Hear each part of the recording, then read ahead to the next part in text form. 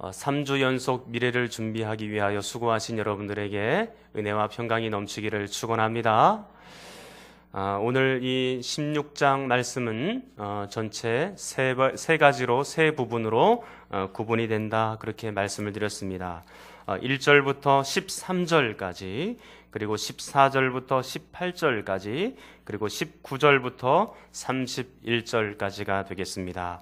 우리가 첫 번째 단락, 두 번째 단락을 각각 다 살펴보았는데, 첫 번째 단락에서 한 부자가 나오고 옳지 못한 청지기가 나오고 있습니다.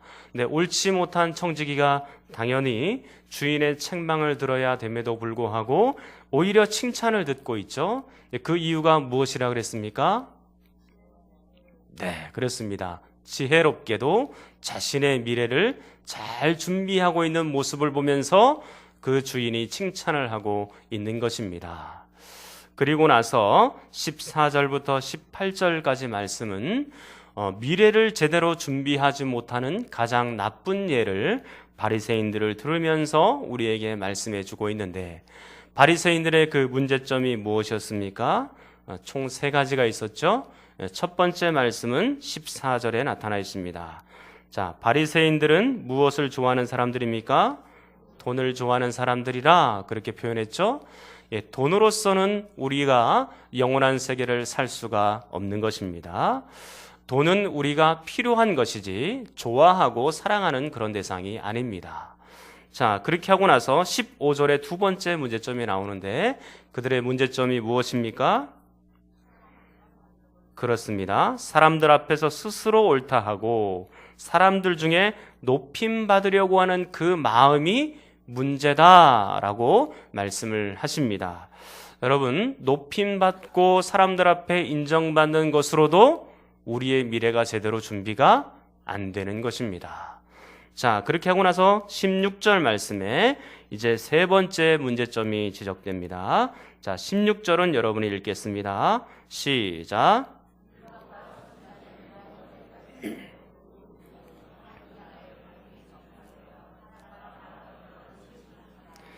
네, 지금 이 바리새인들의 심각한 문제점이 무엇이냐면 하나님 나라의 복음에 대해서 제대로 된 이해가 없다라는 것이었습니다. 즉, 예수 그리스도의 복음에 대한 이해가 제대로 없고 예수 그리스도를 믿지 못했기 때문에 그들이 심각한 문제점을 가지고 있는 것입니다. 사랑하는 여러분, 우리가 돈으로나 사람들 앞에 높임받는 것으로 미래가 준비가 되어지는 것이 아니라 오직 하나님 나라의 복음, 예수 그리스도의 복음을 믿고 받아들임으로 미래가 준비되어지는 줄 믿습니다.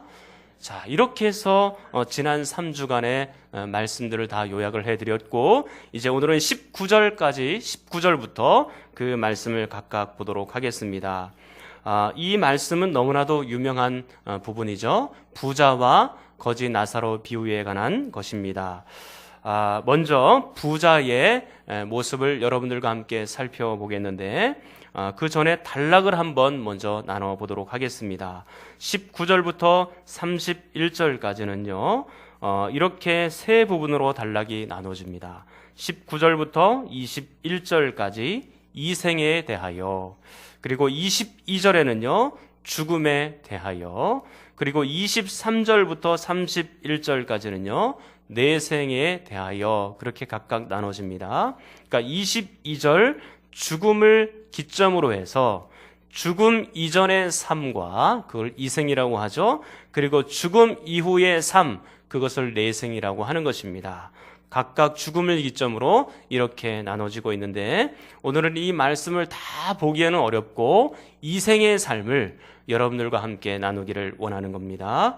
먼저 부자의 생애를 한번 보시죠. 자, 부자가 지금 어떻게 살고 있는지를 보겠습니다. 19절을 읽습니다. 자, 읽으라는 곳까지 읽으시면 되겠습니다. 시작. 예, 거기까지 읽으면 되겠습니다. 부자가 옷을 입었는데 어떤 옷을 입었죠? 자색 옷과 고운 베옷을 입었죠. 우리가 뭐 자색 옷이나 고운 베옷이 이게 얼마나 되겠나 이렇게 싶지만 이게 굉장히 귀한 고가의 물건입니다.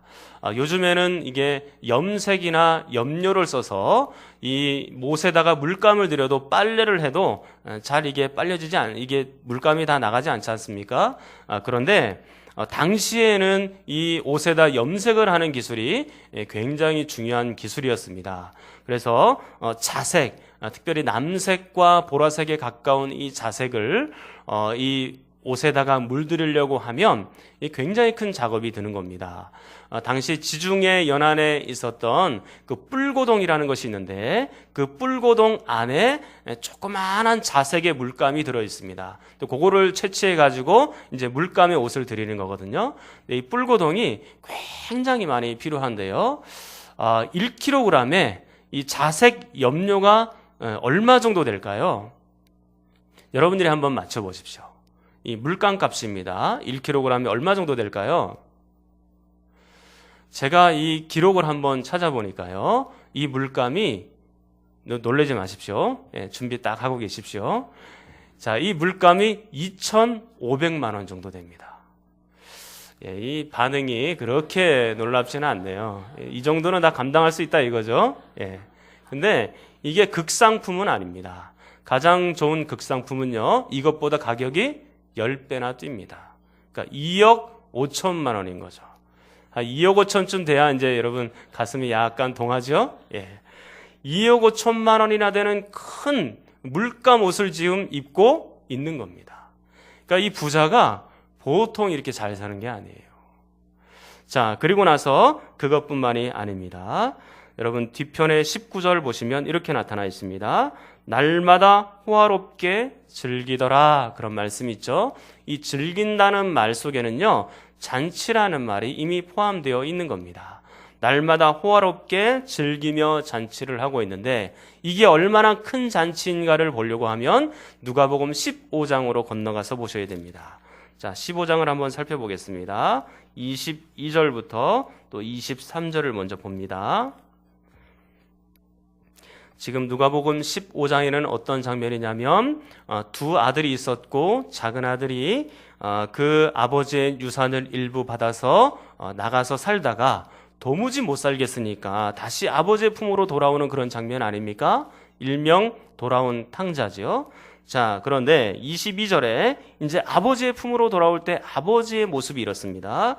아버지는 종들에게 이르되 제일 좋은 옷을 내어다가 입히고 손에 가락지를 끼우고 발에 신을 신기라. 자, 23절입니다. 시작.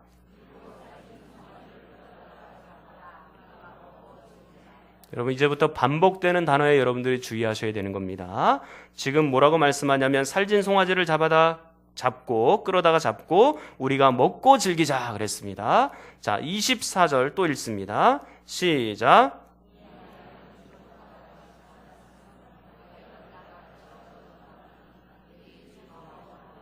네, 모든 사람과 함께 즐거워하고 있죠. 자, 그리고 29절에 보시면 이제 큰아들이 이야기를 합니다.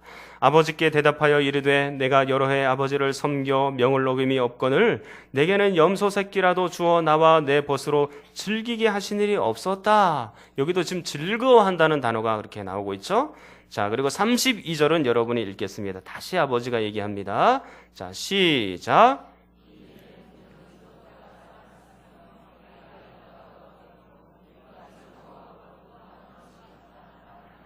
네, 지금 여기서도 즐거워한다는 단어가 나오고 있죠.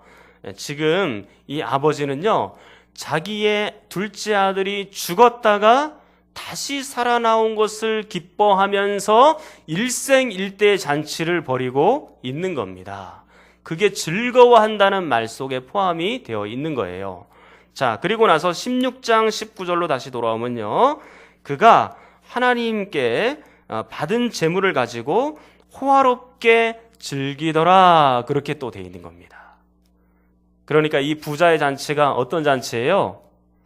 평범한 사람들에게는 일생일대 한 번 있어야 될 잔치인데 부자는 지금 어떻게 하고 있나요?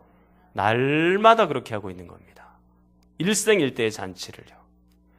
근데 이게 15장과 16장이 잘 연계가 되는 이유는요, 이 즐거워한다는 단어에 있습니다. 이게 원문으로 찾아보면요, 신약 성경에 즐거워한다는 단어는요 14번이 나옵니다.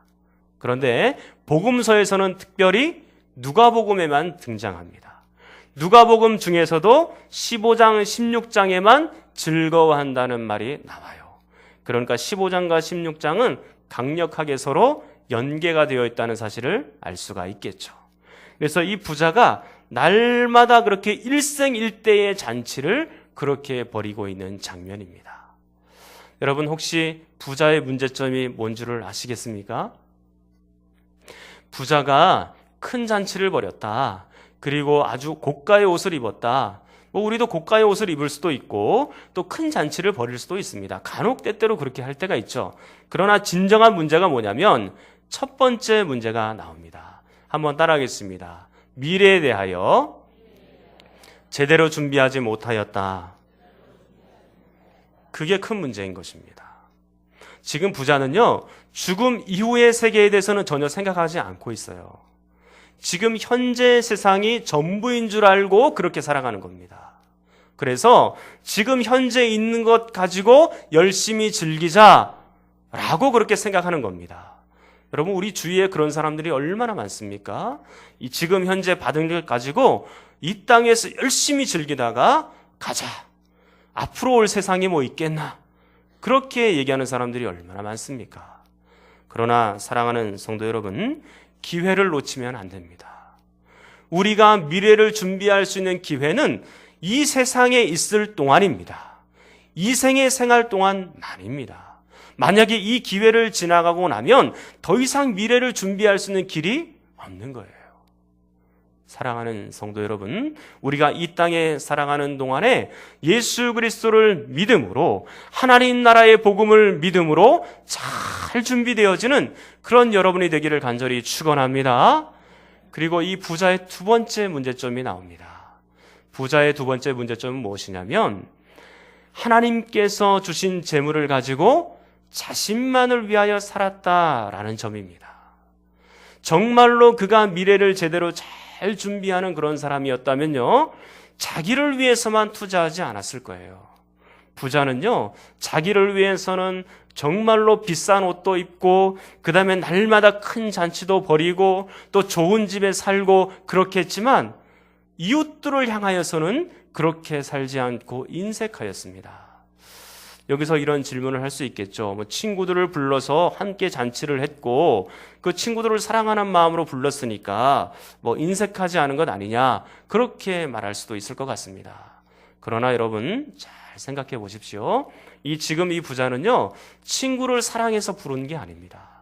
그리고 친구들을 구원하려고 부른 것도 아닙니다. 그는요, 자기의 만족을 위해서, 자기의 기쁨을 위하여서 이 잔치를 배설하고 있는 거예요. 그가 정말로 이 모든 사람들을 사랑하고 그랬다면 지금 대문 밖에 나와 있는 이 나사로, 이 거지에게 정말로 따뜻한 국밥이라도 한 그릇 대접하는 것이 바른 일입니다. 그러니까 지금 이 부자는요, 오직 자신만을 위해서 살아가는 인생인 겁니다. 사랑하는 성도 여러분, 우리가 부자의 재물이 죽음 이후의 세계를, 그의 미래를 보장하지 못한다는 사실을 너무나 잘 알고 있습니다. 여러분들이 가지고 있는 것으로는요, 죽음 이후의 세계, 그리고 또 보이지 않는 세계를 제대로 준비하지 못하는 겁니다. 그가 재물을 어디에 쓰느냐에 따라서 그 사람의 사상과 가치관이 반영이 되는 것입니다. 여러분들은 가지고 있는 재물을 어디에 사용하십니까? 나를 위해서는 좋은 집도 구입하고 좋은 차도 구입하고 그리고 좋은 옷도 사입고 그렇게 하지만 여러분들은 그 재물을 가지고 이웃들을 위하여 그렇게 사용해 보셨습니까? 또한 하나님의 영광을 위하여 또 헌금을 그렇게 하나님 앞에 드려보신 적이 있으십니까? 그리고 여러분들의 영혼을 위하여서 얼만큼 여러분의 시간과 삶을 그렇게 투자하면서 살아가십니까? 기도 생활하는 것, 말씀 생활하는 것, 그것을 위해서는 얼마나 그렇게 여러분들이 재물을 사용하고 계십니까? 근데 여기가 우리가 또 마음에 걸리는 게 있는데요. 이 말씀을 들으면서 오늘 광고할 때 목사님이 헌금 작정하는 거 보니까 이게 또 헌금 작정을 목표로 이렇게 설교하고 있구나. 그렇게 오해하지 않으셨으면 좋겠어요. 그러나 할 수만 있으면 하나님 앞에 많이 드리시면 좋습니다.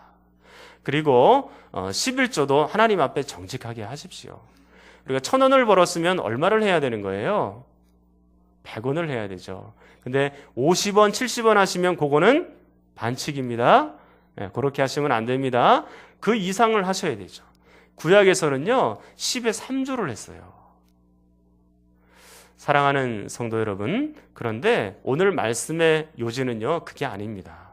오늘 말씀의 요지는 뭐냐면, 부자가 아무리 큰 재물을 모으고 있어도 그것으로는 미래에 대하여 전혀 준비할 수 있고 대비할 수가 없다라는 사실입니다. 사랑하는 여러분, 부자가 돈을 많이 모았잖아요. 그러면 그 모은 것을 어디다 사용하느냐? 그것에 따라서 우리가 미래를 잘 준비할 수 있는 하나의 시금석과 기준이 되어 가는 것입니다. 여러분 잘 생각해 보십시오. 하나님께서 주신 재물을 어디에 사용하고 있는지를 잘 기억해 보십시오. 그게 우리의 미래를 준비하는 하나의 또 다른 기준이 될 수도 있는 것입니다. 저는 목사로서 여러분들이 할 수만 있다면 잘 살았으면 좋겠다라는 바람이 있어요. 물론 하나님께서 각자 여러분들에게 나눠주신 그 분량들이 각자 다 다르겠지만 여러분들이 좀 잘 살았으면 좋겠습니다. 좋은 집에도 살고 좋은 차에도 살고 그렇게 했으면 좋겠습니다. 그러나 여러분들은 어리석은 부자는 되지 마십시오. 현명한 부자가 되기를 축원합니다. 미래를 잘 준비하는 사람들이 되기를 축원합니다. 하나님의 영광을 위하여 사용할 줄도 알고 이웃들을 위하여 사용할 줄도 알고 그렇게 해서 미래를 잘 준비하는 여러분이 되기를 축원합니다. 자, 이제 부자의 생애를 살펴보았으니까 이제 나사로의 생애를 한번 살펴보도록 하겠습니다. 여러분 20절을 한번 보십시오. 그런데 나사로라 이름하는 한 거지가 그랬습니다. 여러분 나사로는 지금 어떤 사람이라고 얘기합니까?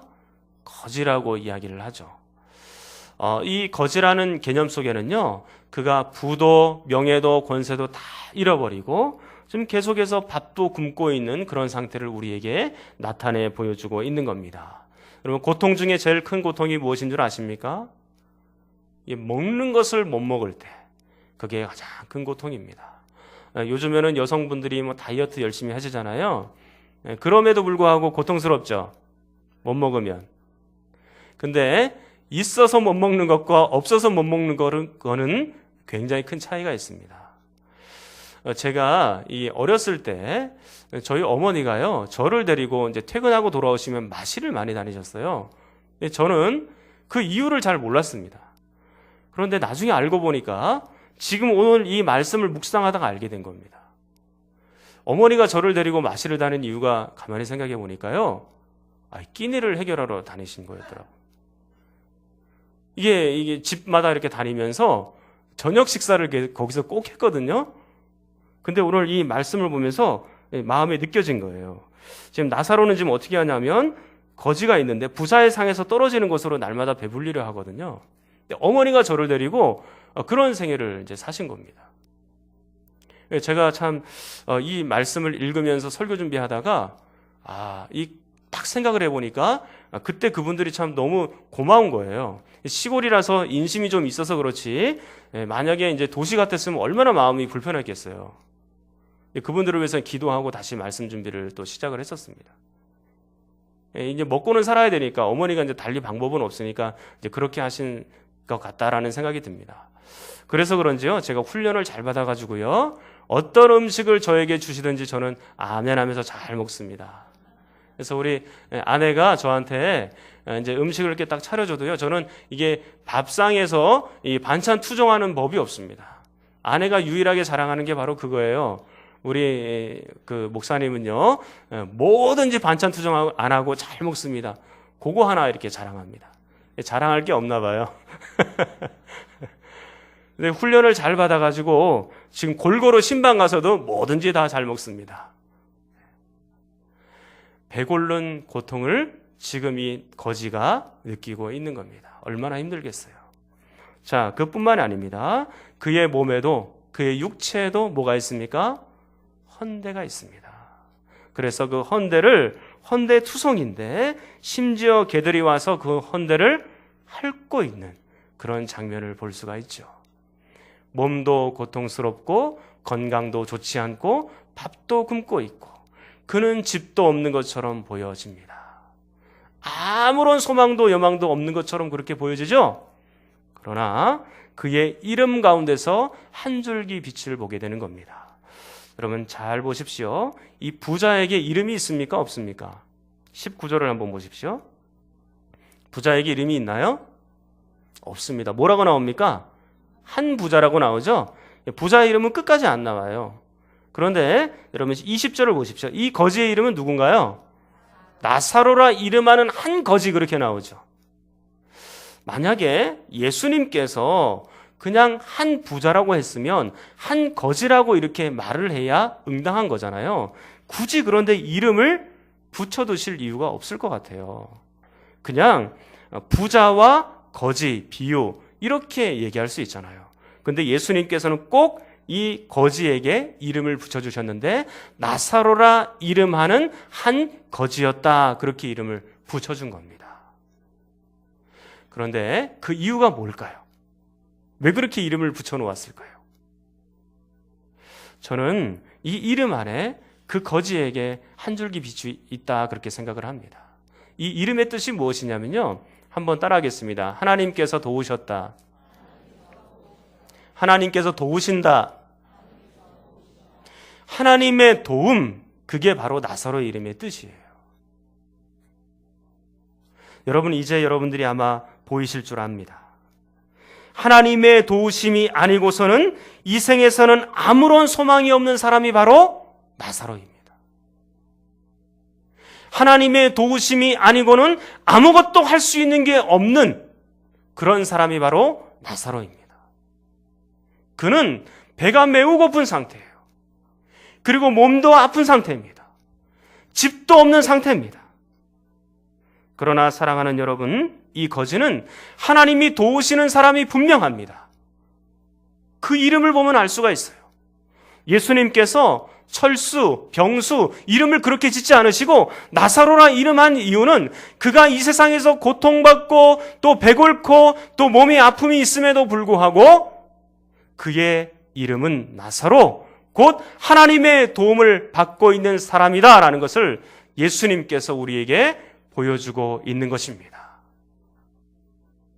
우리가 그러면 이 말씀을 듣고 나면 이렇게 생각할 수 있잖아요. 아니 그러면 이 나사로가 하나님의 도움을 받는 사람이라면 부자로 살아야 되는 것 아닙니까? 이 몸이 좀 튼튼하고 그리고 또 최소한 거지라도 좀 면해야 하나님의 도우심을 받았다 그렇게 표현할 수 있는 것 아닙니까? 라고 얘기할 수 있겠죠. 그러나 여러분들에게 누차 제가 말씀드립니다. 우리의 육체적인 복의 개념 그리고 보이는 복의 개념으로 자꾸 생각하지 마십시오. 물질로만 복을 생각하지 마십시오. 사랑하는 여러분, 하나님께서 우리를 도와주시면 그것이 복인 줄 믿습니다. 하나님께서 우리와 함께 하시면 그것이 복인 줄 믿습니다. 정말로 우리는 힘들고 어려운 생애를 지나가고 있는 것만은 분명해요.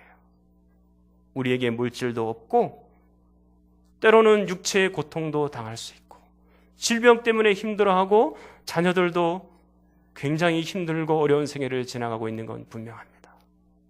그럼에도 불구하고 하나님은 한 번도 여러분들을 버린 적이 없습니다. 한 번도 여러분들을 혼자 두신 적이 없습니다.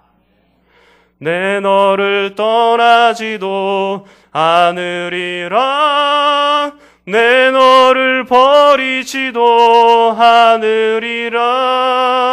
약속하셨던 주님 그 약속을 지키사 이후로도